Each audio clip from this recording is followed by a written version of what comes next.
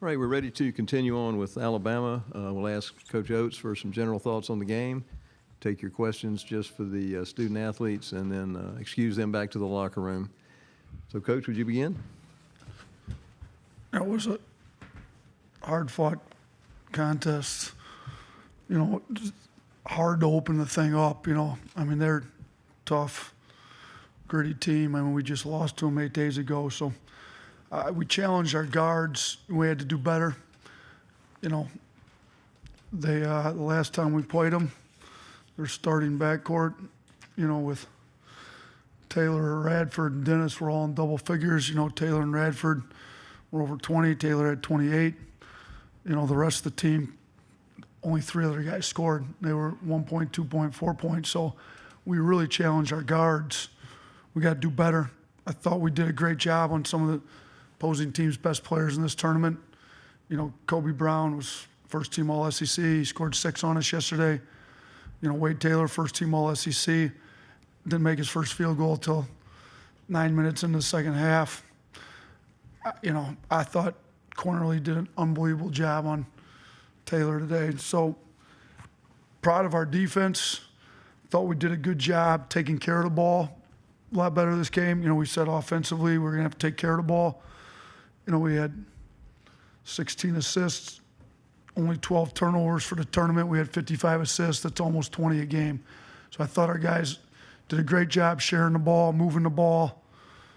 You know, I told them just keep taking shots. You know, we didn't shoot it great today, but 33% wasn't bad. I thought we were able to get the type of shots we wanted. You know, we took 36 threes and got 22 at the rim shots, and we only got 5 non-rim twos, as opposed to us forcing them into taking 26 non-rim twos. So kind of our defensive philosophy, how we want to work. You know, our effective field goal percentage has been good all year. They shot under 30% for the game. Thought that was due to a lot. You know, I thought this is the best game Charles has played since he's been in an Alabama uniform. You know, Charles came out, impacted the game. We were plus 33 when Charles was in the game. You know, 13 rebounds, 12 points, 5 blocks. Affected a lot of shots where he didn't get blocks. So really happy with that. And obviously Quinerly's stepped up huge both times we've been here in Nashville. If they had an NBA team, I'd tell him he should probably try to get on the team. He plays well when we're here. We're 6-0 in Nashville, and he's showed up big every time we've been here. It's nice. It's Brandon's home city. You know, get the tournament MVP while he's in front of a lot of friends and family back here at home. So just ecstatic for our guys. You know, they're a great group of kids that bonded, played together. We had some goals at the beginning of the year. Regular season championship was one of them. We got that.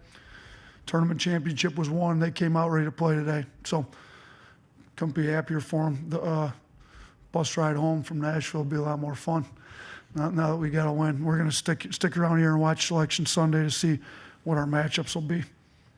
All right, we'll take questions for either of the student athletes. Raise your hand, and let's start right on the front row on the left. Jahvon, having won 2 championships here now, how does this win compare to 2 years ago with there being fans and people in the stands this time?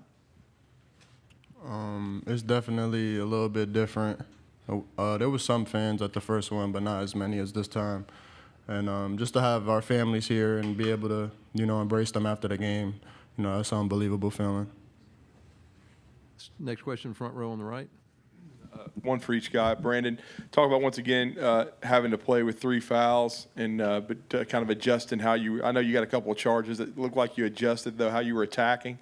And then for JQ, I know one of the mantras you had when you were MVP 2 years ago was "We ain't done." But just talk about what's still ahead for this team because I mean it's a championship, but certainly more ahead. Brandon.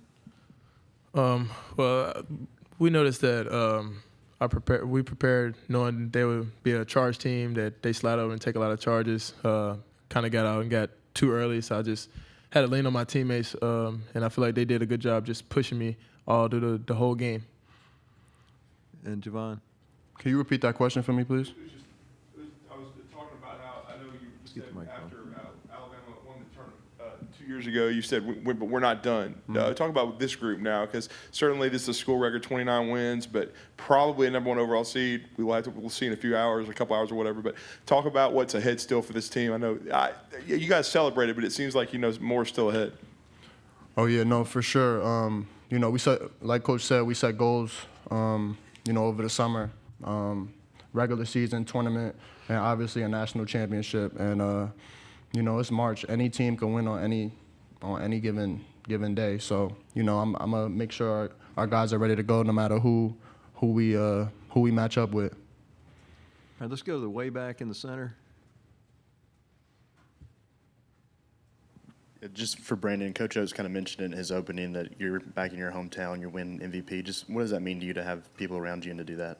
It means a lot, just to have my family come, just 5 minutes down the road to watch me play. I seen friends and my high school coaches here, so I feel like that's the best thing. But, the fun part is just really going out here and getting away with my guys in the SEC championship.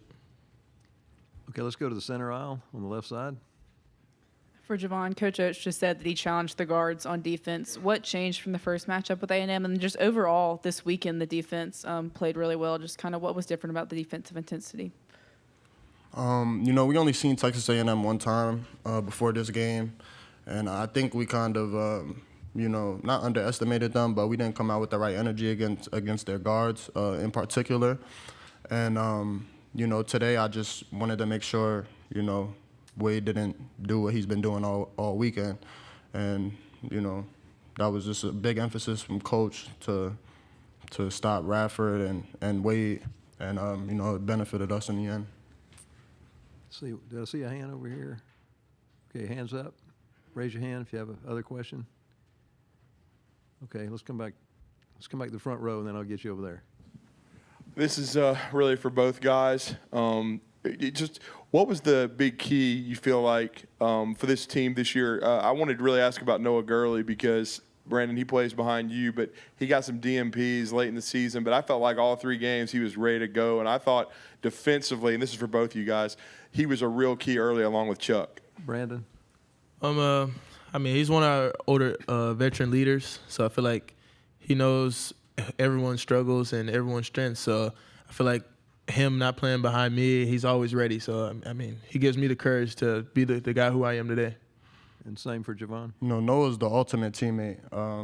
It's not easy for a guy who's won at Furman and started last year for us to get DMPs, and he's always just stayed ready. That's my roommate, and that's one of my best friends, to be honest with you.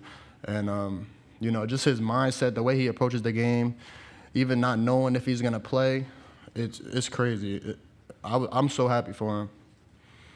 Okay, let's go to the far left. This question's for Jahvon. You've swept the SEC twice now during your time at Alabama. What is this program, this team, what does it mean to you? Alabama's my second home. It was good to do it one time, but this one right here, this one's very special.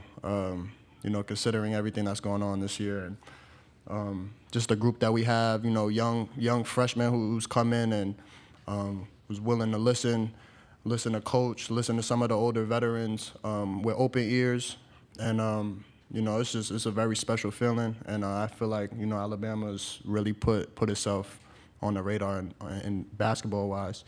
All right, we'll excuse the student athletes. You can return to the locker room. And we'll continue on with questions for Coach Oats, if you'll raise your hand. Start on the second row on the end. Coach, you mentioned yesterday, up until today, you were 0-3 against Buzz Williams and Texas A&M. What did it mean to get the first win today and also your second SEC championship in just a couple of years at Alabama? Look, Buzz does an unbelievable job. You look at how he's turned that program around. So it's not necessarily special to get against him. We're 0-3 against them since I got here. We haven't played that many games. I think it's the only school since I've got here we don't have that we have a losing record against. So, we made sure we really prepared for this. I thought our coaches did a really good job on both sides of the ball. We didn't do a great job preparing our guys for the game at their place last weekend, I didn't think. But, it's a lot more special to win the SEC. The SEC is a really good basketball league. They've got some really good basketball programs in this league. I mean, obviously Kentucky, everybody knows, but I mean, you kind of go down the list. Auburn's been to a Final Four. You know, it's our rival school. Arkansas got great talent. You look at the 4 teams that were in this semifinals. You know, Missouri's, you know, Coach Cage's done a great job.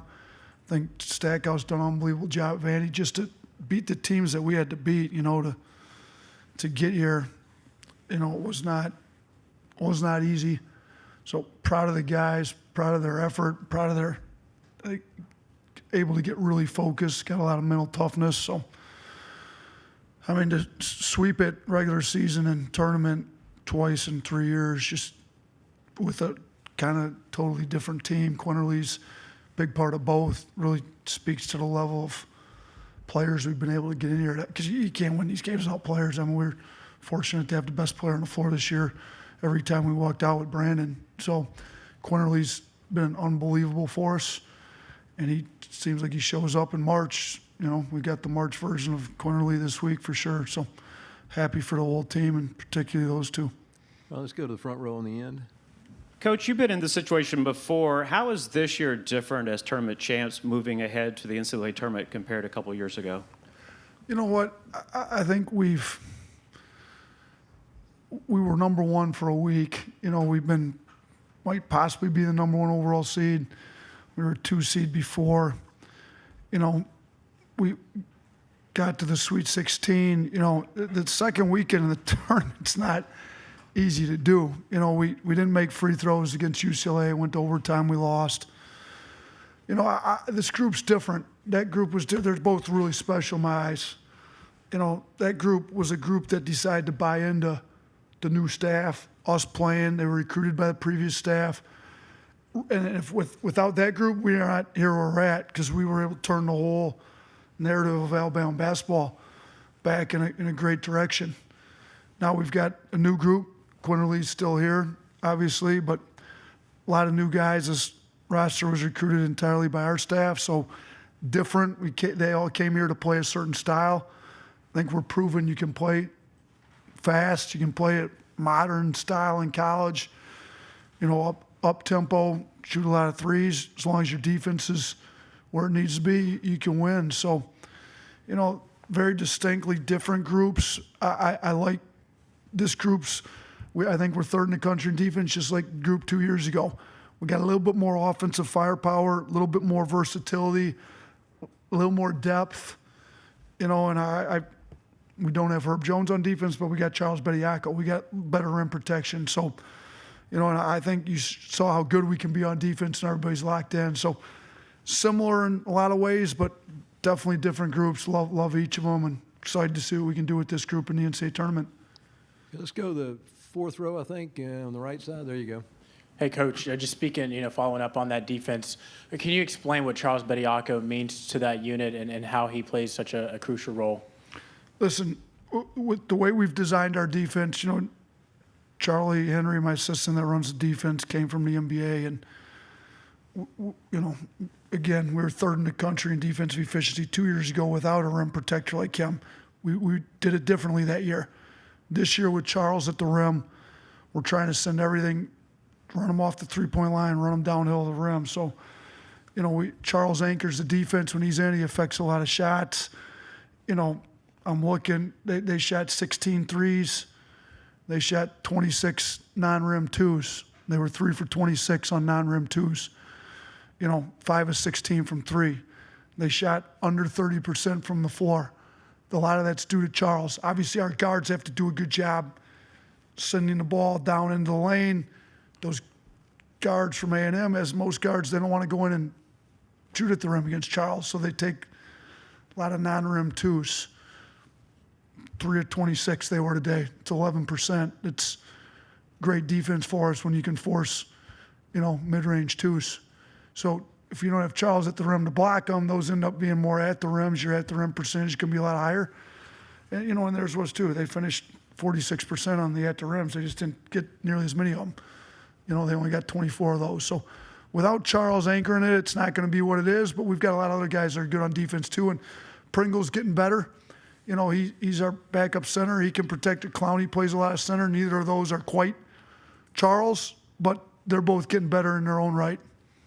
Let's go in the back, fourth row, way on the aisle, and then we'll work our way back down. Yeah, Coach, we'll find out in a couple hours just what the selection committee decides. But you guys are over here, Coach, firmly in the mix for the #1 seed, overall seed. Why do you think you're deserving of that? I mean, I don't get into all that. We play the games on our schedule. You know, you cover us a lot. You know how we like to schedule. If you don't play the best, I don't think you can be the best. We went on the road to Houston, won at Houston. They're going to be a 1 seed too. You know, I'm not sure who the other 1 seeds will be, but if you look at our resume, it's pretty strong. They can make us the #1 overall if they choose to.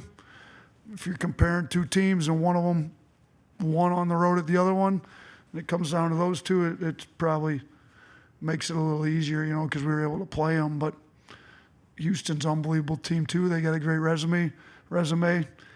I'm not sure who's in the conversation for the, you know, I think Kansas lost in the Big 12 tournament. They're really good. They've got a really strong resume I've seen. So just have to see how much they value conference tournaments and the level of play in the conference tournament. I mean, the SEC is one of the best leagues in the country. We won the regular season and the conference tournament both, and we won on the road at Houston. You know, the Carolina win doesn't look as good now, but they were #1 in the country when we beat them. You know, I thought we played pretty well up there, and we beat Michigan State at the time. They were a little better, but they're still a really good program. So I think we did a good job in the non-conference. That's the thing with us too. Like, you know, we're going to help our league out by how we schedule in the non-conference. You know, when we go win those big games, it helps the league out because then we get in the league and we're going to have a little bit better. So we're going to continue to schedule that way. I think it's paid off every year we've been here, and hopefully it'll pay off again this year. Okay, third row on the aisle. Nate, all things considered, how is this team built to win the national championship? What are the 3 keys? Thanks, Joe. You know, I think we've got a really good chance to win it. If you're going to give us, if you're going to give me 3 keys, I'm going to go back to what's kind of bothered us a little bit this year: turnovers. If we can consistently take care of the ball and not turn it over where we get shots up, that's #1. #2 is just our defensive intensity. I think you saw it today is a lot different than it's been. Go look at our Texas A&M game in College Station. Look at what it was today.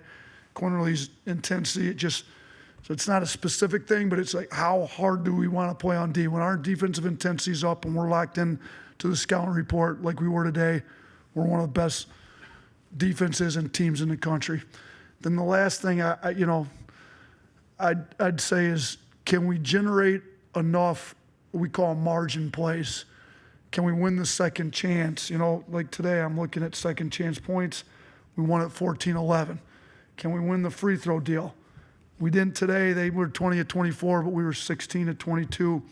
Can we win the transition points, like we call them margin plays? Like we were 17-8 today. So, you know, can we win the margin games? Can we take care of the ball? Can we come with a defensive intensity? If we can do that, we're going to be playing, hopefully, you know, 3 weeks from tomorrow and having a chance to do that. But it's not easy. You got to do it 6 games in a row. What I won't say is we've got to shoot it well, because we've tried to build a team that can still win when we don't shoot it well. Can we be great on defense, rebound the ball well, take care of the ball? If we do that, even if we shoot it poorly, I think we can generate enough rim shots, free throws, all that, to where we can still win. And I think that's why we got a chance to win the whole thing, like you said. Okay, we're going to take 2 more questions. Let's one on the front row right here, and then we'll finish up on the far left. Nate, you're in a very unprecedented situation here. I mean, I think you have a team that's one of the favorites, and there's going to be a lot of attention on you with this murder case that's ongoing. And I guess as the tournament's going to start here in a couple days. What's your message going to be to the team about all of this? You know, obviously we never lose sight of the tragedy that's kind of marked our season. It's always there, but you know, today with the team, we're going to celebrate this win without losing sight of that.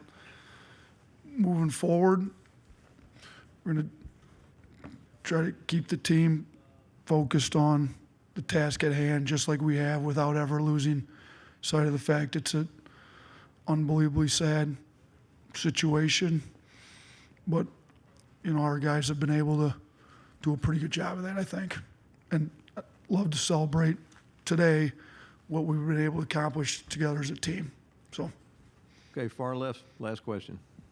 Coach, you guys were able to out-rebound the Aggies by 13. How big of an emphasis was that with the size and toughness that the Aggies have? A huge point of emphasis.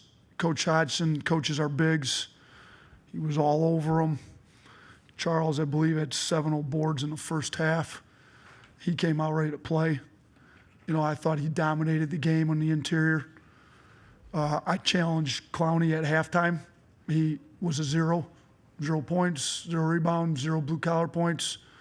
He was in foul trouble, obviously, but he played 8 minutes. I said, like, no, we need you to step up if we're going to win this game. He stepped up, shoot. In the second half, he had 11 rebounds to go from 0 to 11 in, what, he played 12 minutes in the second half? 11 rebounds in 12 minutes. He stepped up. So Clowney's been huge for what we've been able to do. We had 3 guys in double-figure rebounds: Clowney, Miller, Bediako, basically our starting front court. So I thought it was big. We didn't, you know, look at the second chance points, and they need those to win games. They need points off turnovers. They need to turn people over. They need second chance points. They need the margin plays. They've been great at it all year. I thought we were great at it. Rebound, out-rebound a team that tough and physical. And, I mean, they're really hanging their hat on that type of stuff. Out-rebounded by 13 was huge. Thank you, and Thanks. congratulations. Appreciate it, guys.